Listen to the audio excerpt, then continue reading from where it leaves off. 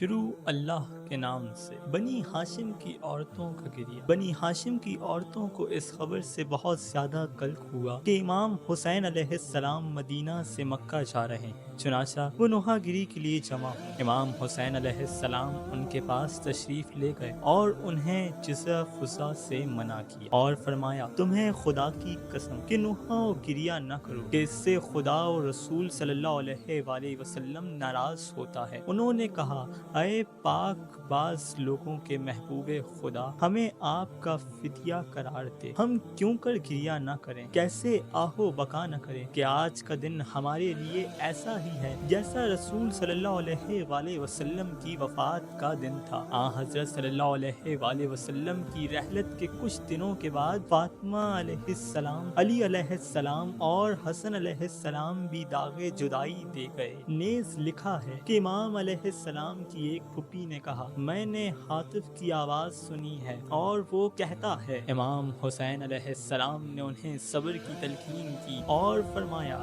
یہ خدا کا حتمی فیصلہ ہے، یہ ہو کے رہے گا۔ شہادت سے آگہی۔ عبداللہ بن عباس نقل کرتے ہیں، جس وقت امام حسین علیہ السلام عراق جا رہے تھے، میں آپ سے ملاقات کے لیے گیا اور عرض کی، اے فرزند رسول صلی اللہ علیہ وآلہ وسلم، میں آپ کو خدا کی قسم دے کر کہتا ہوں کہ عراق نہ جائیں، اس سفر کو ترک کر دیجئے۔ امام حسین علیہ السلام نے فرمایا، اے عباس کے بیٹے، کیا تم نہیں جانتے کہ سرزمین عراق میرے باوفا اصحاب کی جائے شہادت ہے؟ میں نے عرض کی، یہ خبر آپ کو کہاں سے ملی ہے؟ فرمایا، یہ ان رازوں میں سے ایک راز ہے جن سے میں آگاہ ہوں، اور یہ ایسا علم ہے جو مجھے عطا ہوا ہے۔ بہیقی نے اپنی تاریخ میں نقل کیا ہے کہ رسول صلی اللہ علیہ وآلہ وسلم نے حسین علیہ السلام سے فرمایا، بہشت میں تمہارے لیے ایک درجہ ہے کہ جس پر شہید ہو کر ہی پہنچو گے، لہٰذا جب دشمن کی فوج امام حسین علیہ السلام سے جنگ کی تیاری کر رہی تھی، آپ کو اس وقت یہ علم تھا کہ شہید ہوں گے، اس لیے صبر سے کام لیا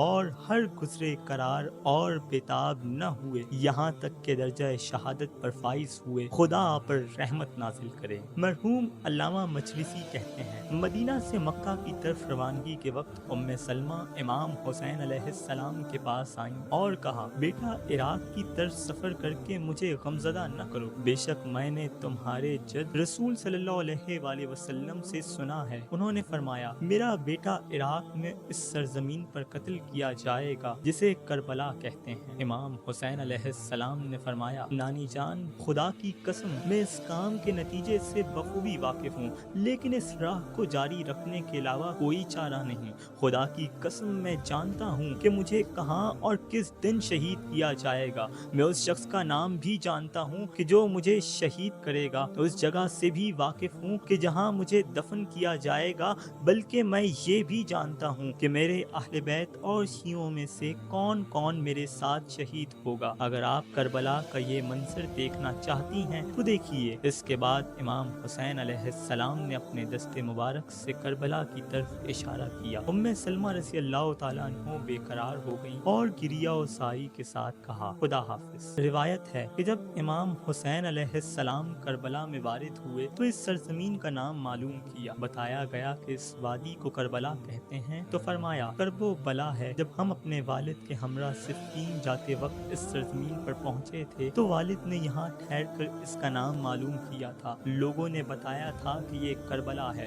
والد علیہ السلام نے فرمایا، یہ زمین ان کے اونٹوں کے بٹھانے کی جگہ ہے اور ان کا مقتل ہے۔ اور جب ساتھیوں نے اس جملے کے معنی معلوم کیے تو فرمایا، اس سرزمین پر آل محمد صلی اللہ علیہ وآلہ وسلم میں سے ایک جماعت آئے گی۔ امام حسین علیہ السلام نے عبداللہ بن زبیر رضی اللہ تعالیٰ عنہ سے فرمایا، خدا کی قسم، اگر میں کسی سوراخ میں بھی پنہاں ہو جاؤں گا تو وہ مجھے وہاں سے بھی نکال کر قتل کر دیں گے۔ خدا کی قسم، وہ میرے اوپر اسی طرح ستم روا رکھیں گے کہ جس طرح قوم یہود اور شمبا کے دن سرکشی و فرمانی پر اصرار رکھتی تھی۔ روایت ہے کہ امام حسین علیہ السلام بار بار فرماتے تھے خدا کی قسم مجھے یہ گروہ بنی امیہ اس وقت تک نہیں چھوڑے گا جب تک میری کٹی ہوئی رگوں سے خون نہ بہہ جائے گا، اور جب وہ ایسا کریں گے تو پھر خدا ان پر ایسے آدمی کو مسلط کرے گا جو انہیں ذلیل کرے گا۔ ابراہیم بن سعید نے جو کہ زہیر بن قین کے ساتھیوں میں سے تھے، جب اسنا راہ میں وہ امام حسین علیہ السلام سے آ ملے تو سنا کہ امام حسین علیہ السلام نے زہیر سے فرمایا، اے زہیر میں اپنی جائے شہادت سے واقف ہوں، اور اپنے سر اقدس کی طرف اشارہ کیا اور فرمایا، اس زہیر بن قیس انعام پانے کی امید میں یزید کے پاس شام لے جائے گا، لیکن یزید اسے کچھ نہ دے گا۔